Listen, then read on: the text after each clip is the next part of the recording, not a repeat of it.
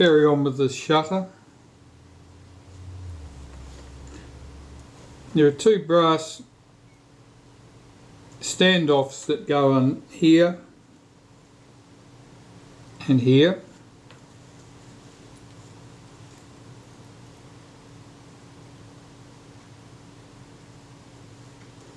I'm getting the cover plate ready to go on top of that mechanism. This cover plate is there.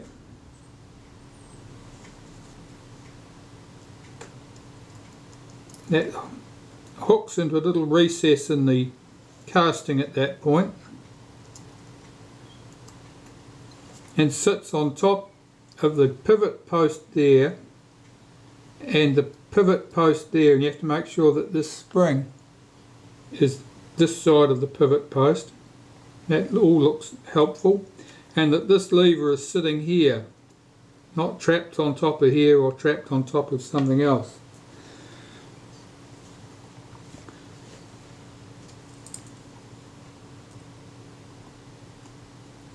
The plain screw goes at this end.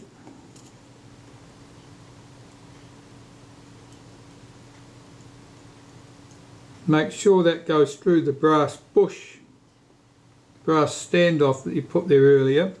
You see the other standoff's made a break for the break for it somewhere. I've got to find that, get it back in position. That's better.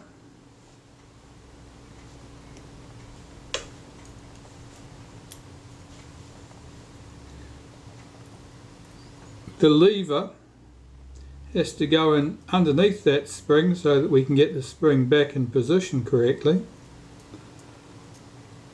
Just like that. Not all the way through, that's not helpful.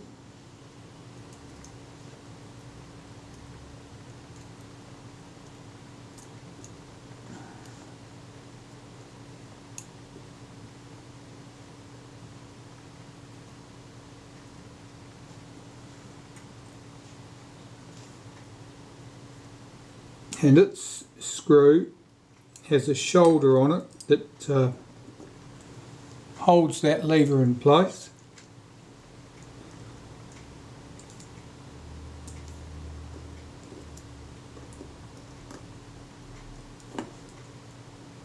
And it's not centering up properly. I don't know why.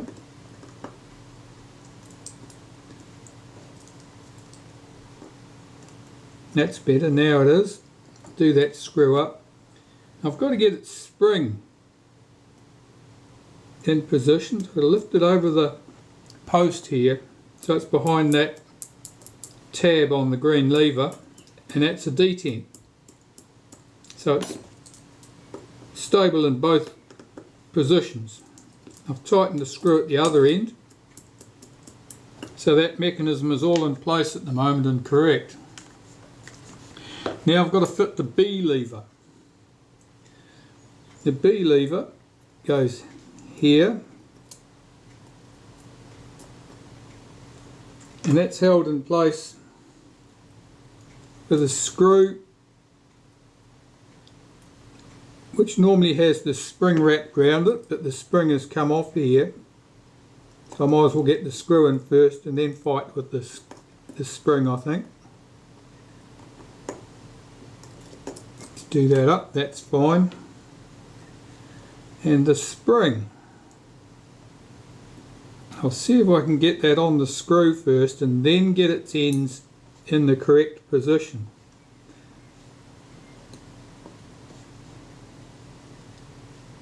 Of course, like all springs, it wants to be somewhere else. That's on there. I've got to swing the hooked end up around here. Oh, it'd help if I put it on the right screw, wouldn't it? No wonder it went on easy. Goes on this screw. Am I still in the shot? Yeah, only just. The loose end has to come around to here. Almost certainly it's going to want to take off. Let's see if I can get it in place before the battery on this video camera decides it's had enough. Yeah, the spring's in place at this end. At the other end, the spring needs to be on, well, it even is, it's on the inside edge of this lever. So that's all in place. That went remarkably smoothly.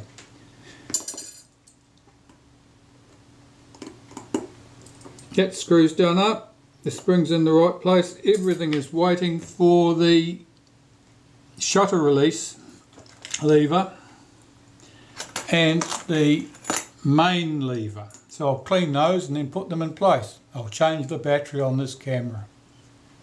The shutter release lever.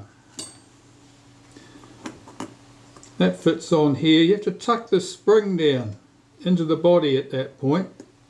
Sits at a queer angle. It's a very unusual design for a spring. It's probably an afterthought. That's probably something that they got to the end of the project and then thought, how the hell are we going to make a spring that'll fit? So I'm taking the blade actuating, the main lever. I'm running some molybdenum paste around inside and outside edges and on the bird paw. And then this can go into the shutter. So I'll cock that by swinging that tab across, hold back the pallets and swing the arm back out of the way. While I'm here, I'll pop some molybdenum paste on that lever. Now, if I swing the B lever up out of the way, I should be able to drop this spring down into position. Swing that down, swing that down, swing that down. Now, if I can hook onto the main spring and hook it over its post, that looks good. There's a spring here needs to be pulled behind this and into a hooks in behind that lever. That lever's job is to hold the shutter in the cocked position while the shutter is ready to fire. Right, I'll just clean the speed cam setting ring and we'll be ready to go. Wipe a little bit of molybdenum paste on the speed ring here, once round the centre, once over those surfaces, and the surface that the high-speed spring runs on is inside that groove there, both sides. That should do. I should be able to swing this into position. I need to pull out the B lever. It gets trapped underneath. Make sure it's not trapped underneath. That's fine. Now if I cock the shutter, that's the B setting. That's fine. This should be about 1 second. Sounds good. This is about 1/10 of a second. And that sounds good. Let's try 25th. That's good. That's good. If there's a problem with the positioning of the retard gear train, you may well find that the 10th and the 25th sound the same, or in weird cases can even be reversed. But that's all good. That's all working nicely. And I can put the front ring in place that holds it all together. If I just clean it first. Now bear with me while I wipe this with a bit of solvent.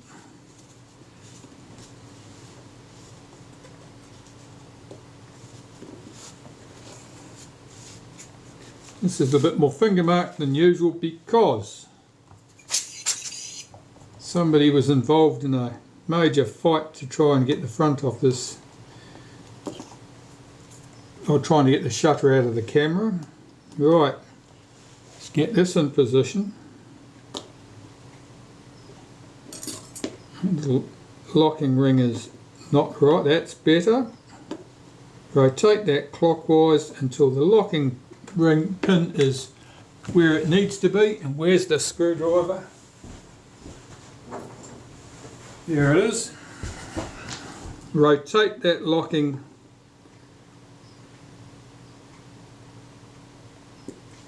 screw, or it's a rivet really, and that stops, keeps everything locked in place now. Well, that's it. That's the shutter basically assembled and in good working order. Now we need to put it into the outer case and connect the flash contact up, of course. Next task. I better get prepared. Okay, well the first task is to get the flash sync wire back connected to the shutter.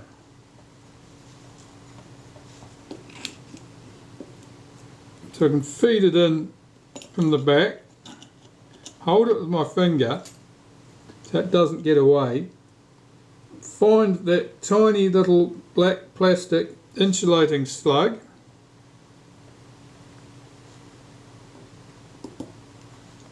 pop that into position, find the small screw,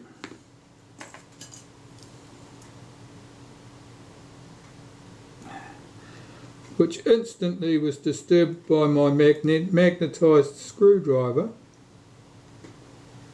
Let's try that again. Run the screw in, which will clamp the flash wire between that insulating slug and the contact. I've cocked the shutter to make it easier to get my cocking ring in place, this curved rack. Now the curved rack, I'll a quick wipe on the inside and the both edges with molybdenum paste. Drop that into the housing, into the slot, and push the housing back onto the shutter. Now there's my two mounting points where the screws go. This one is the one with the little flange on it.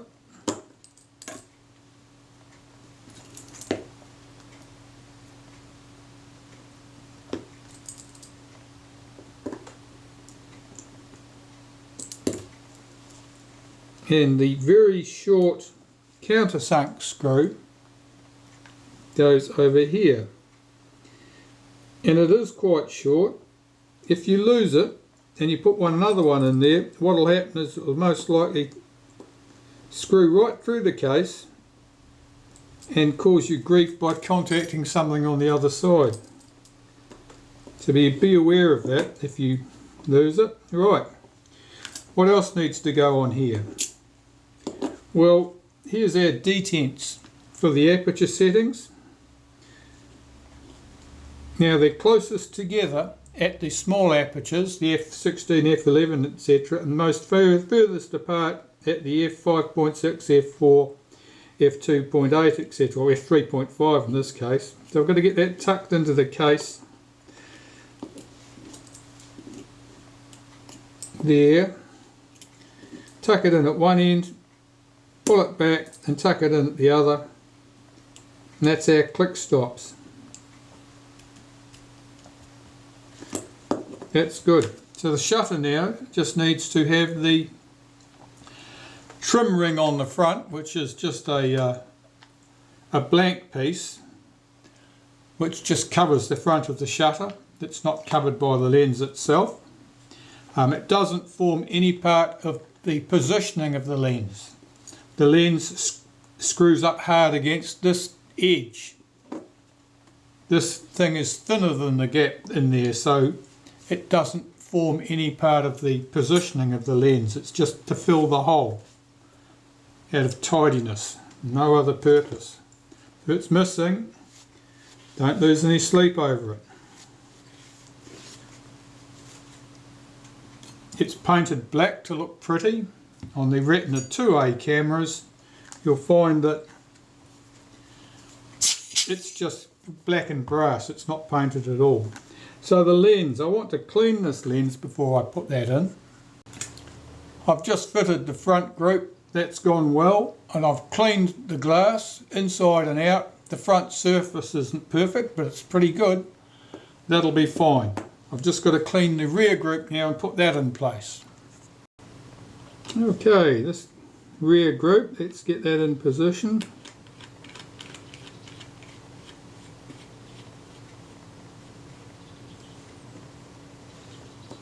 Again, I've done it up as tight as I can get it with my fingers, and that's all that's required. Here's our retainer ring.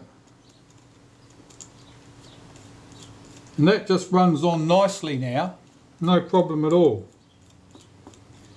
Now we're missing a bit of black paint obviously here. I'm going to do that touch up after everything's back in the camera.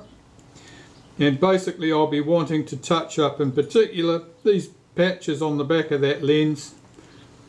The ring here, I'll probably just try blackening that with a pen before I put it in. There's every likelihood that'll be a bit more scratched by the time it's fitted anyway. But that shutter is ready to go back on the camera body at this stage. But there's one more thing I want to do to the camera body. Of course you can't see much down the deep dark throat there, but all those edges of the casting were where I'd scraped away all the remains of the paint before I glued the bellows in place. And so I've got bright patches visible there which would reflect light back to the lens, and which may or may not bounce back to the film, giving us lower contrast. So around the inside of the bellows on that back plate there, I've got to cover that with some matte black paint now, so that we can avoid any problems caused by flare from having those exposed bright surfaces. I've got this shutter back in the camera. I've checked the focus and the focus is good. Now I've just got to patch up this badly damaged black paint at the back here, where there's just a lot of raw brass edges.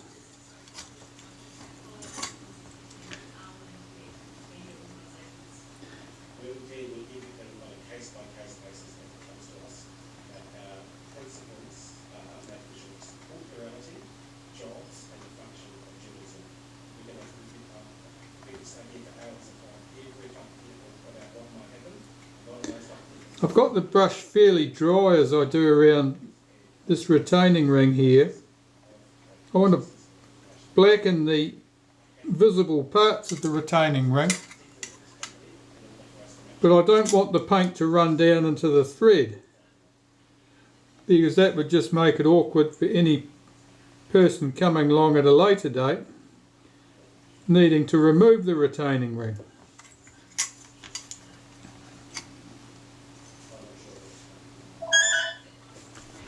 Excuse me.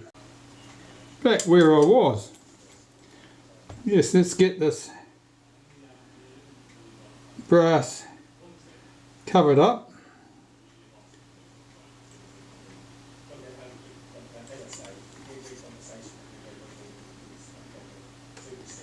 It's not just a matter of appearances. Don't want bright surfaces in the back of the camera, because they can bounce reflected light around and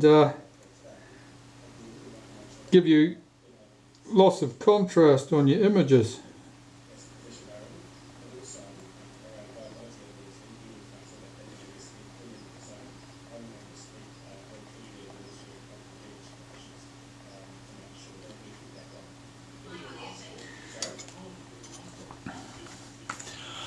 Well, that looks pretty good. This is matte black paint. When it dries, it's nice and flat. So that'll do nicely. And that's almost, but not quite, the last work I need to do on this camera. I mentioned that I might need to adjust the stroke of the shutter release so that the shutter release and the film release released at exactly the same point in travel of the shutter release button. Well, it turns out that they were good. They didn't need any extra work. And so I've just opened this up so I could lock the adjustment screw here, which I'd noticed was loose. I didn't loosen it, it was already loose. I didn't bother tightening it because I knew I might well be coming in for another adjustment. But that's fine now.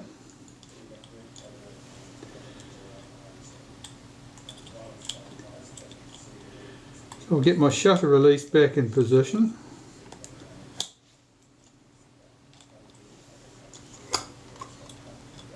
Make sure the button's facing correctly to the front.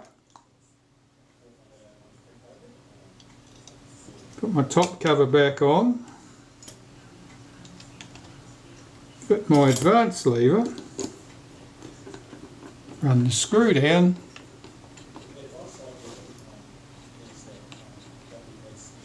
Rotate this until the end of film latch drops into place. That was it. Check the action.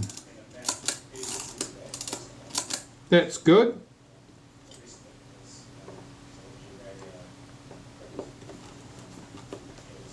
Tighten that screw. That's my top cover down. I can fit my rewind knob again.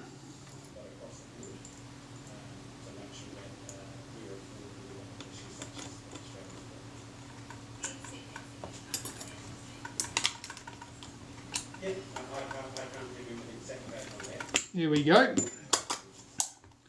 Now the screws either end of the top housing need to go in.